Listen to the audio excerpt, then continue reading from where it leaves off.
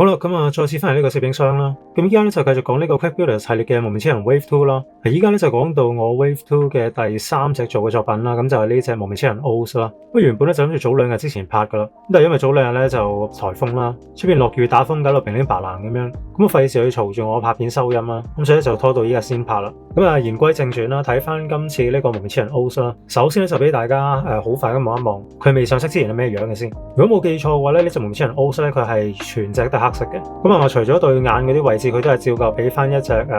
噴咗透明綠色嘅透明零件我啦。咁其他地方咧全部都係要靠貼紙嘅。咁講到呢一度咧，我哋就睇一睇佢附屬嗰張咁嘅貼紙啦。咁因為 OOO 佢嘅設計咧就好簡單嘅，頭就紅色啦，咁上半身同埋佢嘅雙臂就係黃色啦，然之後對腳就係綠色。咁變咗睇到個貼紙咧就已經係一目了然知道晒屬於邊一個身體部分噶啦。咁首先就係呢個紅色嘅位置啦，紅色就成塊面啦，會見到基本上係即係因為你都見到啦 ，OOO 佢成塊面紅色，跟手有啲黑色咁樣噶嘛。咁基本上佢全部都係用呢個貼紙做呢個補色噶啦。咁然之後見到上面呢一條咧就係佢頭頂嘅呢一條右條啦。咁後面佢就冇俾到你嘅。咁同樣照舊咧會俾咗一張咁嘅銀色貼紙你咧，就放響即係或者貼響佢嘅眼底嗰個位置做呢個反光嘅。跟住身軀嘅位置咧就會見到呢個包括晒呢個鷹啦、獅子同埋蝗蟲嘅 logo 呢個心口，佢係包埋呢個金色圈啦。咁仲有呢個3隻色嘅 logo 啦，咁成塊貼上去嘅。不過你會見到咧，佢原先嗰個帽上面都係有立體嘅，咁變咗我就完全唔需要用到呢張貼紙啦。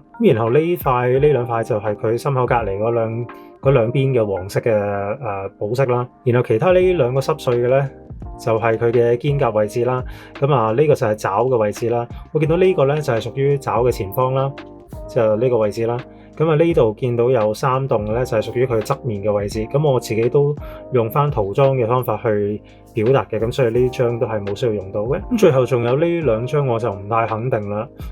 如果睇佢後面嗰張封面嘅話，有可能係用喺手背之類嘅位置啦。我自己就咁睇就唔係好認得出嘅。咁然之後去到呢個蝗蟲嘅位置啦，咁我見到綠色呢2塊咧就係屬於佢下半身即係或者條腰呢個位置啦。咁呢啲就應該係屬於佢腳嘅位置，我估計係。咁然之後呢啲咧就係呢個大腿啦，咁呢個小腿啦，同埋呢個咧應該就係佢腳上面呢個環嚟嘅。咁最後當然就係有呢個 driver 嘅貼紙啦。見到上面都係冇任何 logo 啊咁樣，但係就分晒紅色、黃色、綠色咁樣藍色嘅花紋啊，黑色同埋佢原先嘅銀色咁樣全部一張貼紙過嘅。咁其實公道啲咁講句啦，因為 OOO 佢嘅設計本身咧就係好似喺一個黑色嘅 undershirt 上面，跟手有翻即係佢唔同部位有翻佢自己特色嘅顏色啊，同埋動物相關嘅類似圖騰咁樣嘅花紋啦，喺佢嗰個盔甲上面。如果咁諗嘅話，其實用翻呢個黑色底色嘅膠跟手，全部用翻呢啲貼紙去做一個上色咧，感覺上都係一個幾合理嘅做法嚟嘅。不過始終啦 ，OOO 呢啲咁樣即係咁 colourful，紅色、黃色、綠色咩色都有齊晒嘅一個 rider 咧，你見到佢俾個原膠色真係得黑色一嚿膠咁樣咧，睇落係真係有種幾心寒嘅感覺嘅。咁講完貼紙啦，依家就可以拉翻近仔細咁睇一睇我塗裝完成嘅作品啦。雖然頭先有講過話OOO 佢本身嘅設計就係喺個黑色嘅盔甲同埋 undershirt 上面去貼翻一啲唔同顏色同埋唔同動物象徵嘅一啲圖騰之類嘅一啲叫做裝飾喺上面啦。但係當我去到塗裝嘅時候咧，就完全唔係一個咁嘅邏輯嘅，即係我並唔係上咗呢個黑色之後再上其他顏色嘅。因為如果有做開噴塗或者做開上色嘅師兄都會知道啦，尤其是好似呢啲咁嘅黃色啊同埋綠色嘅位置咧，其實就好受到佢嘅底色影響嘅。最理想嘅做法咧，即係例如如果你要好忠實咁呈現翻你揀咗嗰一樽顏料佢嗰個蓋面嗰隻顏色嘅話咧，最好就係用翻白色做呢個底色啦。咁所以實際上咧，我係全部都噴晒呢個白色底灰啦。咁當然白色底灰其實唔一定要全部噴晒嘅，我可以局部咁樣噴呢啲位置啊。即係當然我唔需要特別做 masking 啦。咁但係就例如呢啲中心嘅位置，咁我唔需要特登噴啦，因為最後都係會噴翻黑色噶嘛。咁所以大部分嘅位置，例如係呢個上半身啦，同埋佢腳嘅位置咧，都係先噴咗白色底灰啦，然之後再噴呢個黃色啦，即係呢啲手嘅位置就噴黃色啦，咁腳嘅位置就噴綠色啦。除咗係佢呢個頭部嘅位置啦，因為頭部本身金屬紅色啦，金屬色咧就會喺黑色嘅底漆上面係會有一個更加好嘅表現嘅。咁所以個頭咧我就係先噴咗黑色底漆，跟手再噴金屬紅啦。咁同樣都係金屬紅再加浸透明紅咁樣做啦。咁見到佢嗰個咁嘅金屬質感咧，我自己本身平時係最中意做呢一隻咁嘅效果嘅。咁到最後咧，我會拎埋上一次嗰隻幪面超人 Billionaire 咧出嚟做翻一個對比，因為佢都有做到金屬紅色嘅。咁啊噴晒呢啲咁嘅紅色、黃色、綠色之後咧，其實做法就相對簡單啦，都係用翻呢一啲咁嘅所謂嘅畫線筆啦。咁啊佢全部都係硬頭嚟嘅，咁嘅樣嘅，好似呢啲咁嘅雙頭筆嗰啲咁嘅頭啦。咁啊將佢即係用呢啲筆咧去畫翻佢，例如係好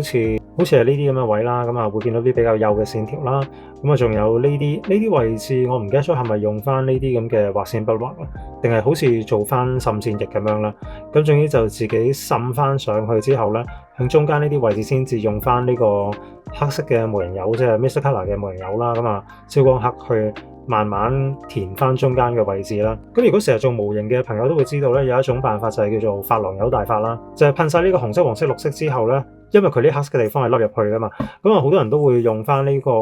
燒光黑色或者黑色嘅珐琅油啦，就噴上去，即係噴晒上去，然之後再用棉花棒咧去慢慢抹翻出嚟。正路嚟講呢個方法係一個最好嘅方法嚟㗎啦。咁但係因為佢呢度嘅帽雖然有做到立體啦，咁但係我唔知咁樣睇唔睇得出啦。佢其實呢度嘅一嚟本身佢突出嚟嘅位置比較幼身啦，咁啊二嚟就係佢嗰個級差其實唔係話好大嘅啫。咁變咗如果係用珐琅油大法咧，抹嘅時候應該就好容易會抹到鬼五馬六啦，完全咧就做唔到。可能你以前做其他模型嘅時候用珐琅大法嗰種咁方便嘅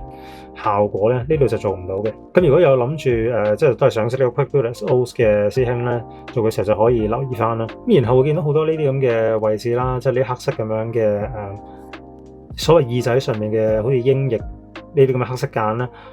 我如果冇記錯嘅話，大部分都係用翻頭先嗰種方法嘅，即係先用咗呢啲咁嘅畫線筆畫完啦、捆完邊啦，咁跟住再用翻一支幼啲嘅面上筆咧去油翻一個燒光黑上去啦。因為始終呢啲地方太幼啦，咁啊同時亦都唔一定要用到噴油嘅方法去做啦。咁啊當然呢啲大啲嘅地方咧，即係呢一塊面呢度嘅黑色咧，就當然用翻噴油會好啲啦。但係如果好似呢啲咁嘅幼線咧，都可以用翻筆圖去做，咁就可以慳翻少少時間啦。咁啊，整體咧喺製作佢嘅時候咧，其實都冇乜特別嘅即係順序咧要講得出嘅，因為頭先基本上幾句都已經講晒，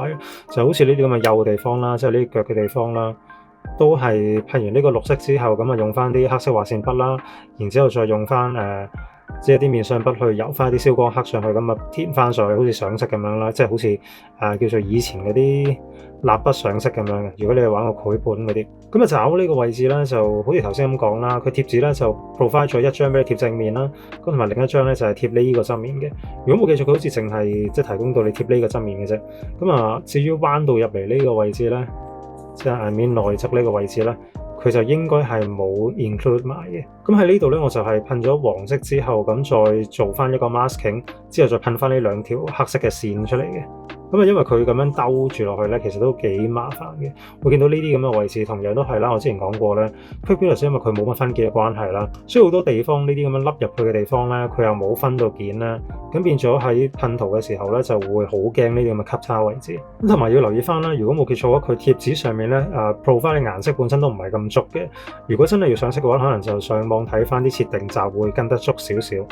好似嗱，如果冇記錯嘅話，佢呢個上臂嘅黃色啦，佢本身貼紙係冇提供到嘅。咁變咗，如果即係因為我如果冇記錯，好似我當時噴嘅時候咧，就係漏咗呢一橛啦。咁啊，後來睇翻嗰啲設定書嘅時候，先發現原來爭呢一橛喎。咁啊，我做咗一半嘅時候咧，就即刻補翻呢一隻黃色啦。咁啊，所以如果冇記錯嘅話，呢個位置係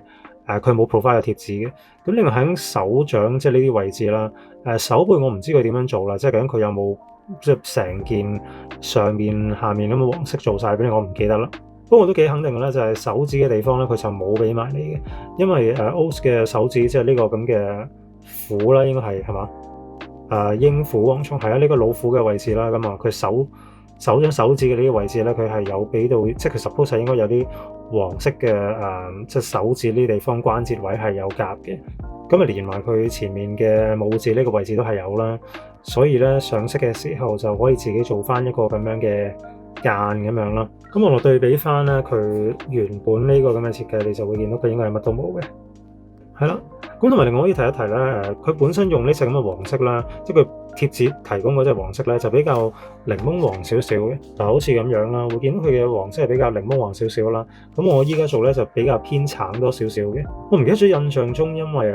你知道 OS 佢本身通常同一隻色嘅 combo 咧，咁係會好明顯見得出佢上中下三 part 雖然都係同一隻色系，但係個色調有少少唔同噶嘛。我印象中佢嗰個師傅炮嗰個 combo 啦，應該係個頭嘅位置係金色啦，咁上半身嘅位置係比較偏橙嘅黃色啦，腳嘅位置即係炮嘅腳咧就係比較偏向檸檬黃嘅黃色。所以如果佢係出腳嘅位置嘅話咧，咁反而用翻呢一隻咁嘅檸檬黃嘅黃色就比較啱啲嘅。但係如果上半身嘅話咧，我自己就比較 prefer 翻呢一隻比較偏橙少少嘅黃色啦。咁最後係咁依講埋呢個 driver 嘅位置啦。就會見到佢入咗3個銀仔㗎嘛，紅色、黃色、綠色，3隻都係金屬色嚟嘅。然後見到佢外圍咧有少少藍色嘅紋啦，咁因為佢有做到一啲坑紋俾你嘅，呢啲地方咧就真係可以透過滲珐琅油去做啦。唯獨係咧真係做晒之後，我先醒起咧，以為呢啲地方我做咩唔畫翻嗰啲即係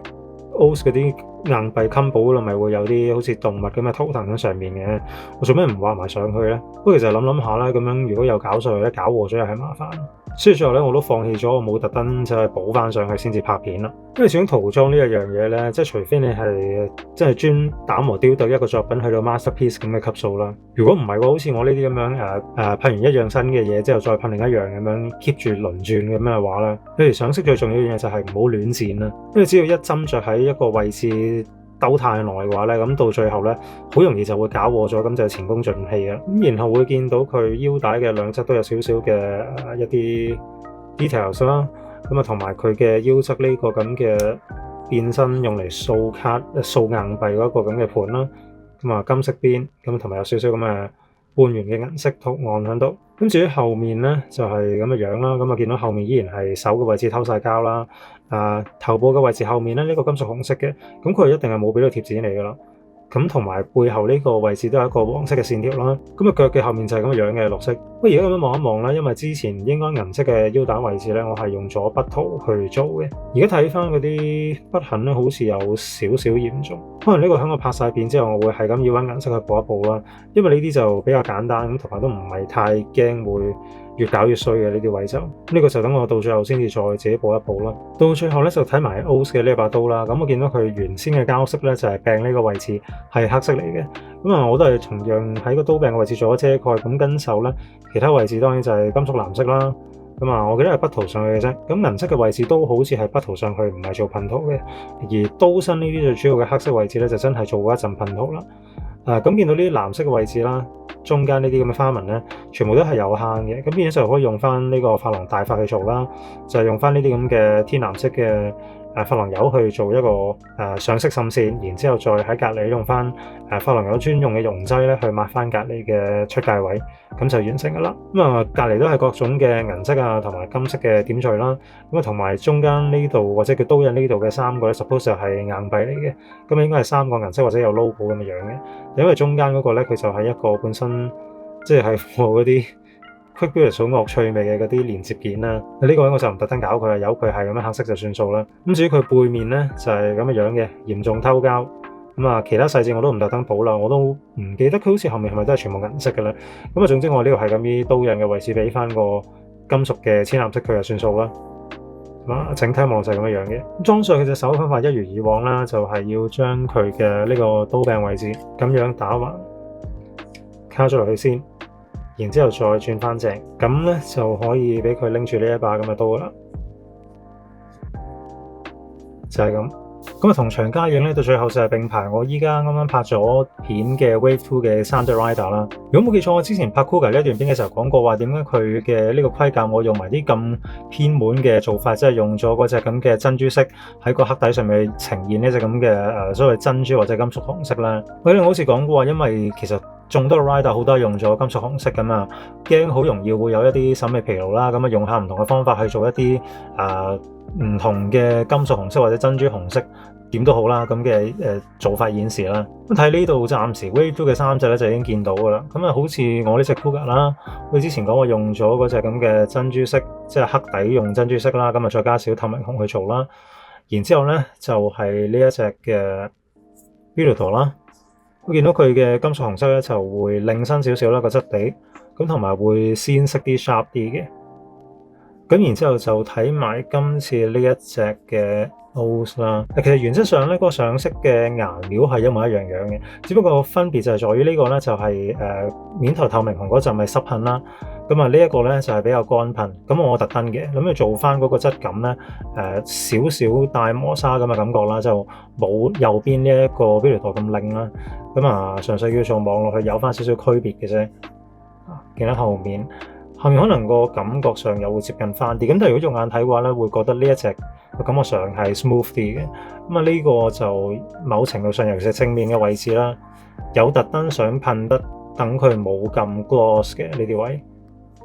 如果唔係嘅話咧，其實全部蒙面超人都會滲少少金屬紅色落去咧，我真係驚會擺晒出嚟可能會睇到悶啦，會令到人有少覺得係。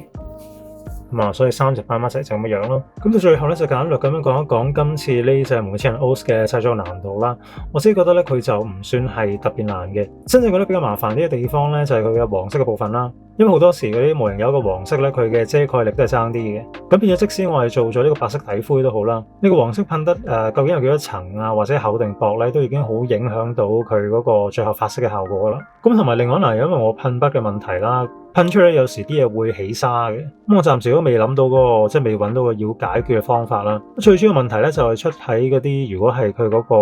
冇分件跟手一個好深凹嘅 V 字嘅位置啦，即係例如係佢嗰個爪嘅位置。爪背同埋佢嘅上臂嘅位置嗰個凹入去嘅一個好深嘅 V 字嘅溝啦，對於我嚟講就好難可以保證到噴出嚟嗰個texture 係 OK 嘅。其實依家望落去咧都會覺得有少少瑕疵嘅，不過因為始終呢啲 Quick Builder 系列啦，咁我覺得都唔需要話太過講究，玩下都 OK 嘅。咁製作嘅時候最主要就係要善用嗰啲硬頭嘅筆啦，因為講嘅就係頭先講嘅高大嘅畫線筆啦。始終呢個 OS 咧佢係黑色嘅 undershoot，咁變咗用翻呢黑色嘅畫線筆去做一個出界位置上面嘅修補填補咧，會係一個十分之方便嘅工具嚟嘅。咁另外都提咗一提啦，呢個 Quick Builder 系列咧，其實佢嘅每個 rider 嘅比例咧，都硬係好似有少少唔一樣咁樣嘅。咁呢隻蒙面超人 OS 佢個問題咧，就係在於佢個腳掌啊，我感覺咧佢好似有少少偏細咗咁嘅。所以 overall 印象中佢好似係比較容易企喺度嘅時候會唔覺意懟冧，即係會自己跌低咁樣啦。咁所以我都唔係好明嘅呢個 Quick Builder 系列到底有冇一個 standard 嘅一個 proportion 咧？咁期待一下到時我13隻介紹完之後咧，一字排開咁13隻，大家就可以睇得到佢究竟互相咧會唔會好唔夾啦嗰個比例上面。咁好啦，今日要介紹嘅咧就係咁多啦。嚟緊咧會繼續拍埋其他嘅 Quick Builder 系列。咁如果有興趣睇埋下一段片嘅話咧，咁我哋就下一段片再見。